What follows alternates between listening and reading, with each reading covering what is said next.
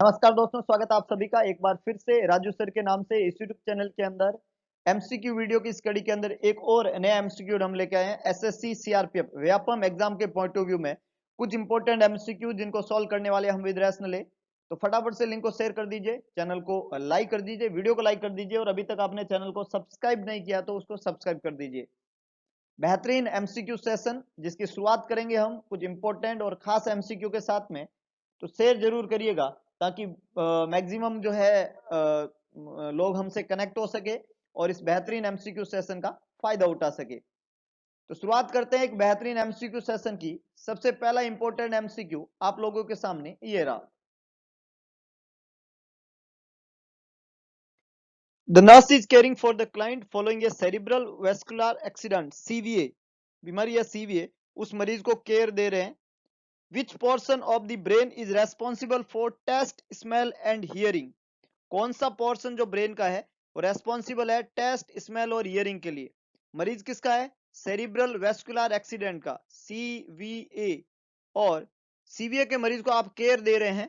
कौन सा पोर्शन जो ब्रेन का है वो रेस्पॉन्सिबल है टेस्ट, स्मेल और हियरिंग के लिए? कौन सा पोर्शन ब्रेन का रेस्पॉन्सिबल है टेस्ट, स्मेल और हियरिंग के लिए? ऑप्शन है ऑक्सीपिटल, फ्रंटल, टेम्पोरल और पेराइटल। चार ऑप्शन यहाँ पे दिए हुए हैं। ऑल्फैक्टरी, गस्टेटरी और ऑडिटरी के लिए responsible area. Very good, very good, कुछ लोगों ने ठीक जवाब लिखा है, बहुत बढ़िया। ऑक्सीपिटल लोब जो ए ऑप्शन में लिखा हुआ है ये खोटा जवाब है, ये विजन के लिए रेस्पॉन्सिबल है। ऑक्सीपिटल एरिया जो होता है, ऑक्सीपिटल लोब जो होता है वहां पे विजन का सेंटर पाया जाता है, विजुअल एरिया होता है। फ्रंटल लोब जो होता है जो ऑप्शन बी में लिखा हुआ फ्रंटल, यहाँ पे सारे मोटार एरिया होते हैं। प्राइमरी मोटार एरिया है ना, Broca's area, pre motor area और प्री फ्रंटल एरिया।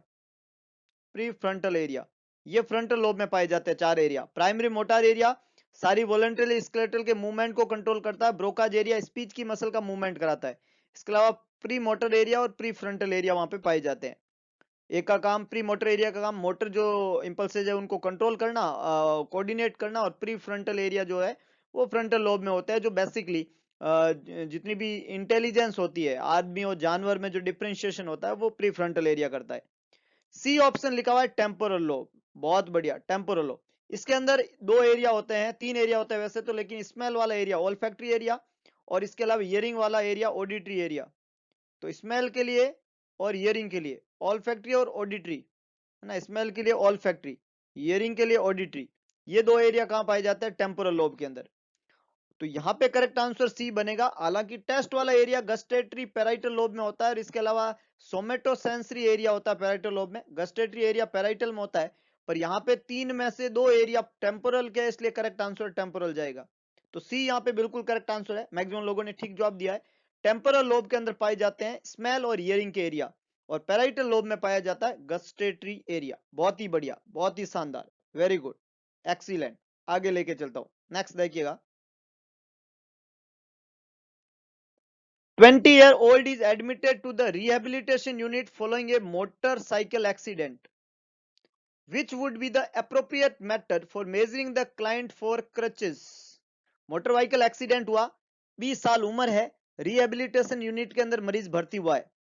कौन सा तरीका जो है, कौन सा तरीका है, एप्रोप्रिएट मेथड है क्रचेज को मेजर करने का, है ना? जब वो रिहेबिलिटेशन में आ गया, मतलब उसका कोई जो है लेग वगैरह का लॉस हुआ है, तो उसको क्रच वॉकिंग वहां पे सिखानी है। तो आप क्रचेज का साइज मेजर कर रहे हो, कौन सा तरीका क्रच को मेजर करने का एप्रोप्रिएट है? पहला है measuring 5 finger below the axilla, axilla का अंडर 5 फिंगर मेजर करना। Measuring 3 inch under the axilla के अंदर 3 inch. Measuring the client with the elbow flex 10 degree, 10 degree elbow flex करके मेजर करना। और measuring the client with crutches 20 inch from the side of the foot, foot के side से 20 inch का measurement लेना। कौन सा सबसे बढ़िया तरीका है करेक्ट मेजरमेंट क्रचेस का? 5 finger below axilla, 3 inch under axilla, elbow flex 10 degree, या 20 inch side of the foot. कौन सा तरीका है मेजर करने का क्रचेज को। बहुत अच्छे, बहुत अच्छे, कुछ लोगों ने बिल्कुल सही जवाब दिया है। क्रचेज को मेजर करने के लिए अप्रोक्सीमेटली मेजरिंग का जो तरीका होता है वो होता है 3 inch below the axilla, 3 inch under the axilla. B बिल्कुल करेक्ट आंसर है।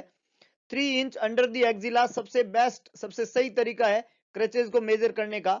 ए ऑप्शन में लिखा हुआ है अलाउ, ए ऑप्शन जो लिखा हुआ है जिसमें लिखा हुआ है measuring 5 finger beneath under the axilla, तो ये आंसर ए जो है वो अलाउ करता है too much distance under the arm, बहुत ज्यादा डिस्टेंस, मतलब 5 फिंगर बहुत ज्यादा डिस्टेंस होती है ना, तो ये ज्यादा डिस्टेंस है।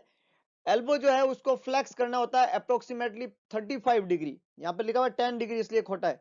अप्रोक्सीमेटली एल्बो कितना फ्लेक्स करना होता है 35 डिग्री, तब कहीं जाके ठीक रहता है। और जो क्रचेज है वो 6 इंच दूर होने चाहिए, या 6 इंच का मतलब हो गया आपका कितना हो गया, मतलब वो 20 इंच नहीं होना चाहिए, 6 इंच होना चाहिए, यहाँ पे लिखा 20 इंच, तो साइड ऑफ द फुट से वो कितना होना चाहिए 6 इंच। तो मेजरिंग जब हम लेते हैं तो क्रचेज को साइड ऑफ द फुट से तो लेते हैं 6 इंच, एल्बो फ्लेक्स होना चाहिए 35 डिग्री, और 3 इंच अंडर द एक्जिला होना चाहिए। यहाँ पे 5 फिंगर लिखा है जो कि बहुत ज्यादा है ना, तो ये खोटा जवाब है। तो ए सी और डी तीनों मेजर करने के मेथड अप्रोप्रिएट नहीं है, खोटे हैं। बी बिल्कुल करेक्ट आंसर है। बहुत ही शानदार, बहुत ही बढ़िया, मैक्सिमम लोगों ने बिल्कुल सही जवाब दिया है, कुछ लोगों ने गलत जवाब दिए हैं। Very good. The nurse is doing bowel and bladder returning for the client with paraplegia, paraplegia का मरीज है, बोवल और ब्लैडर रिट्रेनिंग दिया जा रहा है वहां पे। Which of the following is not a factor for the nurse to consider, कौन सा फैक्टर नहीं है कंसिडर्ड करने के लिए नर्स के लिए। बोवल एंड ब्लैडर की रिट्रेनिंग दे रहे हैं आप, मरीज को पैराप्लेजिया है। पैराप्लेजिया मतलब paralysis of the upper body, either upper body और लोअर बॉडी, है ना, अपर या लोअर बॉडी का पैरालिसिस पैराप्लेजिया कहलाता है ना। या तो पैरालिसिस हो गया अपर बॉडी का, या पैरालिसिस हो गया लोअर बॉडी का, और अपर या लोअर बॉडी के पैरालिसिस के लिए वर्ड काम में लेता है पैराप्लेजिया। तो पैराप्लेजिया हो गया एक क्लाइंट को, बोल ब्लैडर रिट्रेनिंग दिया जा रहा है पैराप्लेजिया के लिए, कौन सा फैक्टर आप कंसीडर्ड नहीं करेंगे। Dietary pattern, mobility, fluid intake और सेक्सुअल फंक्शन। फटाफट से जवाब लिखिएगा। बोवल और ब्लैडर ट्रेनिंग दे रहे हैं आप, कौन सा फैक्टर हेल्पफुल नहीं है। Dietary pattern, mobility, fluid intake और सेक्सुअल फंक्शन। फटाफट से जवाब लिखिएगा, बहुत इजी क्वेश्चन है। बोवल और ब्लैडर के अंदर डाइटरी पैटर्न फैक्टर इंक्लूड होगा, क्योंकि आपका डाइट का पैटर्न कैसा रहता है उससे आपका बोल मूवमेंट कैसा रहेगा ये डिसाइड होता है, तो आपको डाइट उस अनुसार लेनी होती है ताकि आपके बोल मूवमेंट सही रहे। मोबिलिटी, आप मरीज रहेगा तो उसमें कॉन्स्टिपेशन डेवलप नहीं होगा। फ्लूइड इंटेक ज्यादा करेगा तो कॉन्स्टिपेशन नहीं होगा।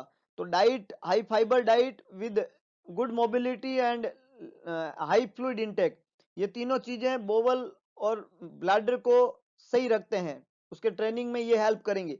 लेकिन सेक्सुअल फंक्शन का संबंध बोवल और ब्लैडर से बिल्कुल भी नहीं है ना। जो मरीज है उसको सेक्सुअल फंक्शन जो है उसको बोवल और ब्लैडर के ट्रेनिंग का हिस्सा नहीं बना सकते अपन, जबकि डाइटरी हिस्ट्री, मोबिलिटी और फ्लूइड इंटेक जो है वो इंपॉर्टेंट फैक्टर है ना, उनको अपन सही करके ही मरीज जो है उसके बोल और ब्लड को सही मैनेज कर सकते हैं। तो यहाँ पे करेक्ट आंसर क्या रहेगा, D, sexual function not a factor for the during the training of बोल एंड ब्लैडर। बहुत ही बढ़िया, बहुत ही शानदार, वेरी गुड, एक्सीलेंट। आगे लेके चलता हूं, नेक्स्ट देखिएगा। The client returned to the recovery room following repairment of the intrathoracic aneurysm. मरीज जो है उसकी इंट्राथोरेसिक एन्यूरिज्म की सर्जरी, रिपेयरमेंट की सर्जरी हुई है, रिकवरी रूम के अंदर मरीज रिटर्न हो रहा है रिकवरी रूम में। Which finding would require further investigation, कौन से फाइंडिंग में और इन्वेस्टिगेशन, फर्दर इन्वेस्टिगेशन की रिक्वायरमेंट है। एक मरीज है जो रिकवरी रूम में रिटर्न हो रहा है इंट्राथोरेसिक एन्यूरिज्म रिपेयर की सर्जरी के बाद में, कौन सी फाइंडिंग में और इन्वेस्टिगेशन की रिक्वायरमेंट है। पहला है pedal pulse bounding and regular, दूसरा है urinary output 20 ml in past 1 hour, तीसरा है ब्लड प्रेशर 108/50, और चौथा है ऑक्सीजन सेचुरेशन 97%। कौन सी फाइंडिंग जो है वो आने पे हमें और इन्वेस्टिगेशन की जरूरत पड़ेगी, क्योंकि वो फाइंडिंग अबनॉर्मल है। ऐसी कौन सी फाइंडिंग है?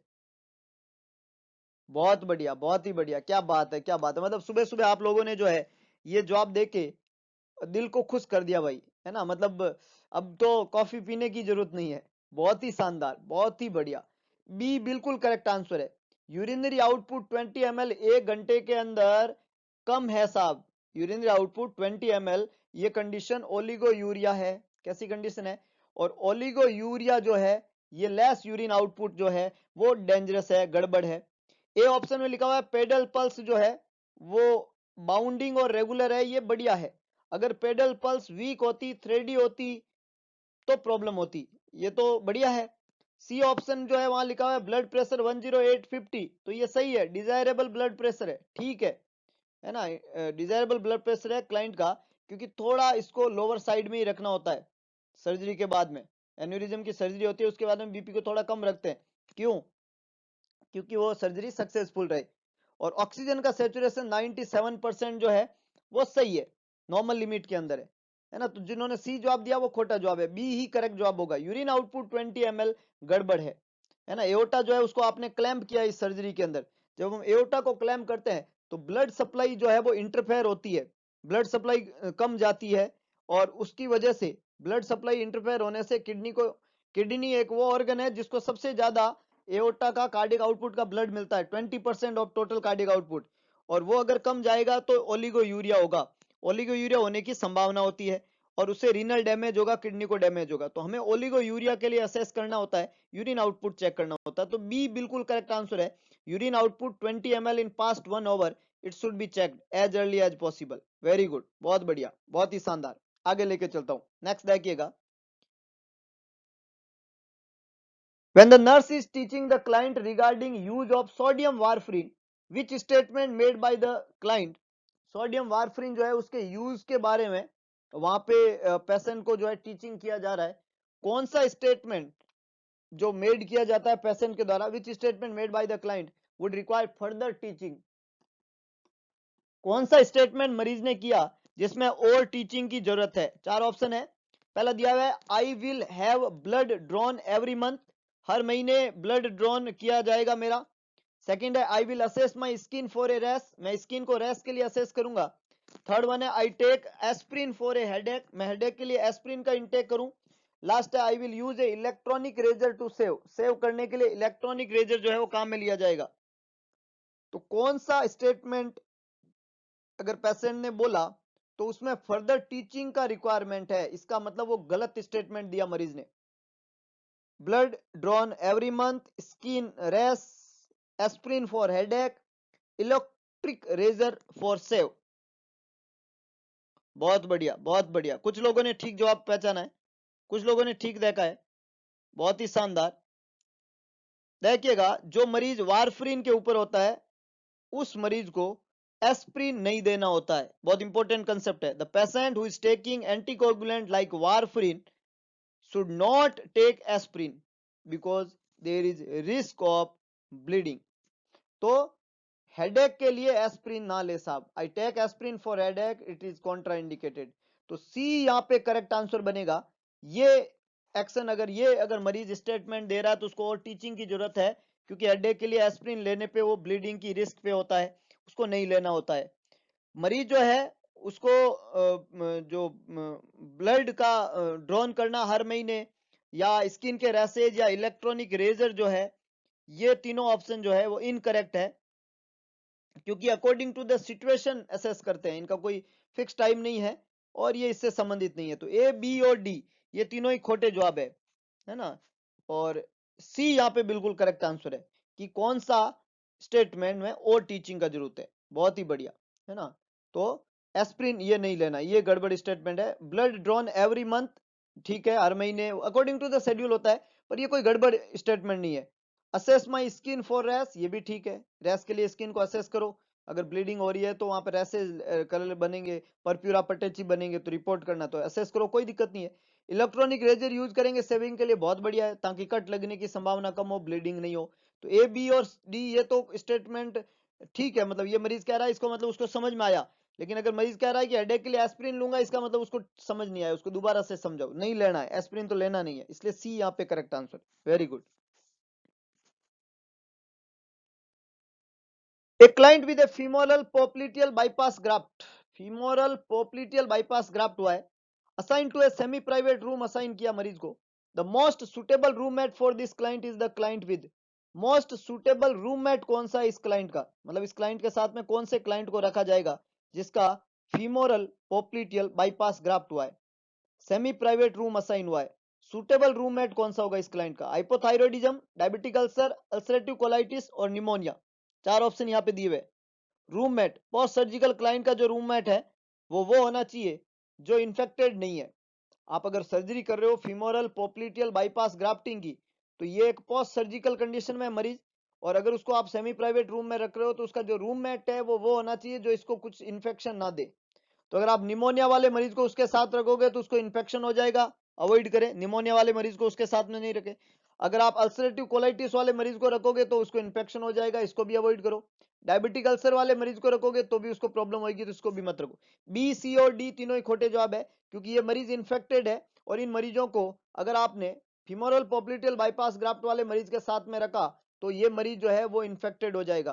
तो आपको नॉन इन्फेक्टेड मरीज को इनके साथ में रखना है, ए बिल्कुल करेक्ट आंसर है। हाइपोथायरॉयडिज्म वाला मरीज सेटल मरीज है, नॉन इन्फेक्टेड पेशेंट है, it should be with the patient who is post operative state.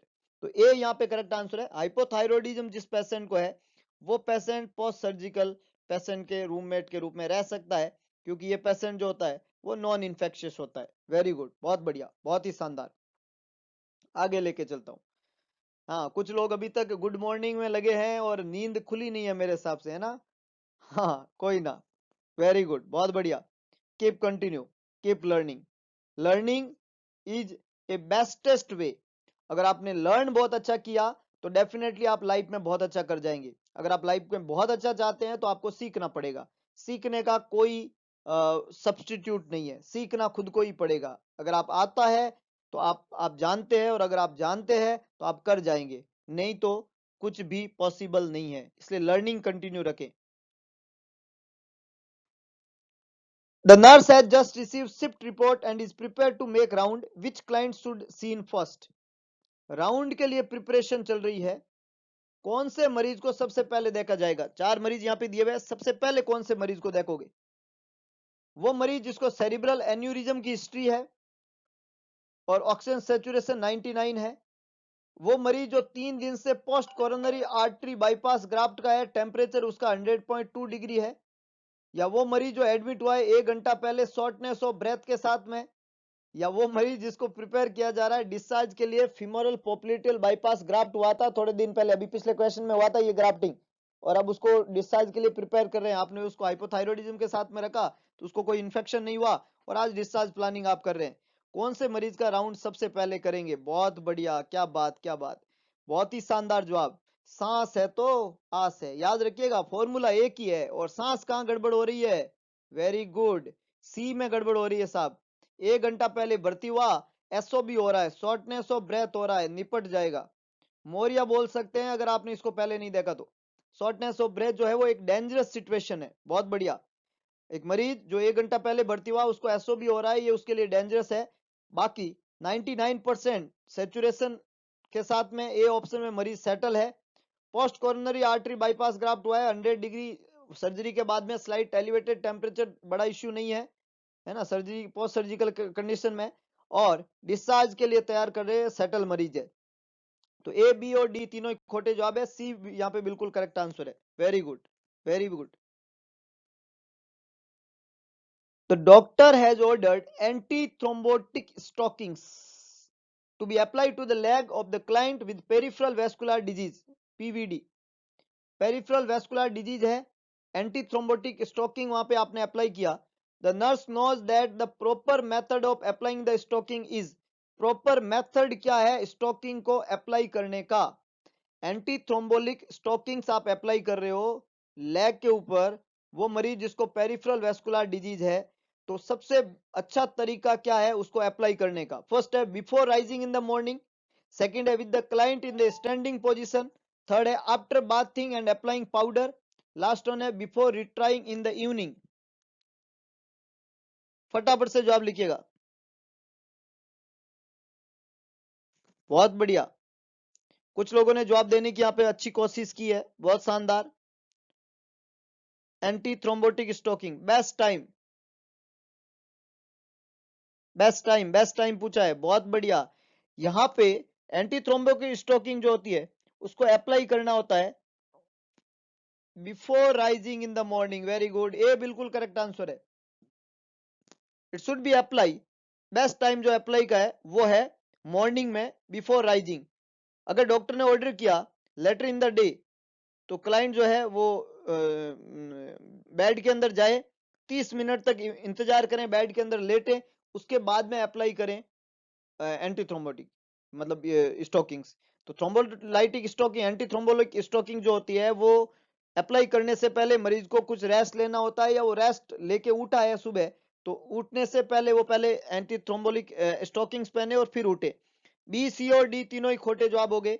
Standing position में, बात करके, पाउडर अप्लाई करके, या रिटायरिंग इन द इवनिंग, ये तीनों ही खोटे जवाब है, इनकरेक्ट है ना। क्योंकि अगर इस समय आप अप्लाई करते हो स्टैंडिंग पोजीशन में या बात करने के बाद में या इवनिंग में, तो इस समय पैर के ऊपर एडिमा रहता है, पेरिफेरल एडिमा होता है, पेडल एडिमा होता है। अगर मरीज स्टैंडिंग कंडीशन में है, बात लिया है, ये सारे मेथड जो है वो रॉन्ग है, क्योंकि इससे मरीज को पेरिफेरल एडिमा प्रेजेंट होता है। आपने ये स्टॉकिंग्स अगर लगाई है तो ये स्टॉकिंग्स ज्यादा काम नहीं करेगी, एडिमा के ऊपर लगाई आपने, जबकि जब एडिमा नहीं है तब लगाई तो एडिमा होगा नहीं, और एडिमा नहीं होगा तो मरीज के लिए सही रहेगा।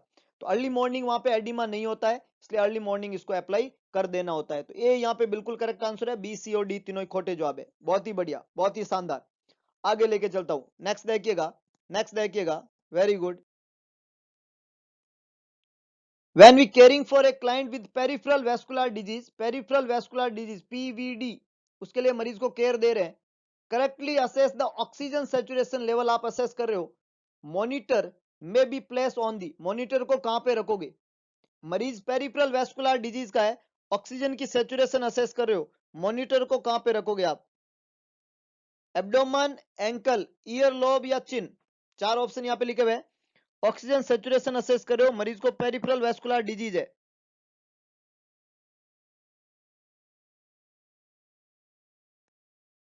बहुत बढ़िया, बहुत बढ़िया, कुछ लोगों ने ठीक जवाब दिया है। यहाँ पे जो मरीज पीवीडी का है, पेरिफेरल वैस्कुलर डिजीज का है, उसकी ऑक्सीजन हमेशा असेस की जाती है ईयर लोब से। सी बिल्कुल करेक्ट आंसर है, ईयर लोब से असेस करेंगे। एंकल, एब्डोमन और चिन अप्रोप्रिएट साइट नहीं होती है। जो भी पेरिफेरल वैस्कुलर डिजीज के मरीज होते हैं उनके फिंगर्स के ऊपर तो ये अप्लाई नहीं कर सकते, तो कहाँ लगाते हैं अपन? इसके लगाने का साइड जो है वो कौन सा है? ईयर लोब है। इसके अलावा आप इसको अप्लाई कर सकते हो, चॉइस में आप इसको अप्लाई कर सकते हो ईयर लोब के अलावा। इसको रखने का जो एक अच्छा और साइट है वो है फोरहेड, लेकिन फोरहेड ऑप्शन में नहीं है ना। इसको आप कहाँ रख सकते हो? तो फोरहेड में, लेकिन फोरहेड ऑप्शन में नहीं है। तो यहाँ पे करेक्ट आंसर क्या रहेगा? Ear lobe. तो सी यहाँ पे बिल्कुल करेक्ट आंसर है। वेरी गुड, बहुत बढ़िया, मैक्सिमम लोगों ने बिल्कुल सही जवाब दिया है। तो ये कुछ इंपॉर्टेंट एमसीक्यू आज के इस अर्ली मॉर्निंग सेशन के अंदर हम लोगों ने डिस्कस किए। होप सो आपको वीडियो पसंद आएगा, तो लाइक करें, शेयर करें, और आपका जैसे दिन बनाए वैसे दूसरे लोगों का दिन बनाने की कोशिश करें। करके देखिएगा, अच्छा लगता है, क्योंकि भगवान कृष्ण ने कहा था कि सारथी बने, स्वार्थी ना बने। तो देखते हैं कितना सारथीपन दिखाते हैं, कितने लोगों की मदद करते हैं, कितने लोगों की मुस्कान का कारण बनते हैं। करके देखिएगा, अच्छा लगेगा। मिलते हैं दोबारा एक नई एनर्जी, नए वीडियो लेक्चर के साथ में। तब तक के लिए जय हिंद, जय भारत।